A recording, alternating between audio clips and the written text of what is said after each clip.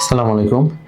আমাদের কাছে অনেক সময় রোগীরা আসে যে মাইগ্রেন হেডেক অর্থাৎ যে দীর্ঘদিন ধরে তার মাথায় ব্যথা হয়। বিশেষ করে চোখের পিছনে, মাথার সামনের দিকে অথবা ডান পাশে অথবা উভয় পাশে, কখনো বাম পাশে। অর্থাৎ নির্দিষ্ট একটা জায়গায় তার ধীরে, ধীরে ব্যথাটা বাড়ে এবং পর্যায়ক্রমে একটা প্রচণ্ড হয়। অনেক সময় এই ব্যথার সাথে বমি হয়, চোখে ঝাপসা দেখে। কখনো, কখনো ক্ষেত্রে কিছু দুর্বলতা তৈরি হতে পারে। তো এই ধরনের মাইগ্রেন হেডেক সাধারণত আমরা মধ্যবয়সী মহিলাদের ক্ষেত্রে কমনলি পাই এবং এই ব্যথাটার দেখা যায় যে উনি এর আগেও এই ব্যথার জন্য চিকিৎসা নিছেন, কিছুটা ভালো হইছেন, আবার পুনরায় চিকিৎসা নিচ্ছেন, কিছুটা ভালো হচ্ছেন কিন্তু পুরাপুরি নির্মূল হচ্ছে না। তো এই মাইগ্রেন হেডেকের চিকিৎসাটা আসলে কি ধরনের? যেহেতু এটা আপনার রক্তনালী জনিত কারণে ব্যথাটা তৈরি হয় এবং একটা বয়সের সাথে সম্পর্ক থাকে, অনেক সময় মহিলাদের মাসিকের সাথে সম্পর্ক থাকে।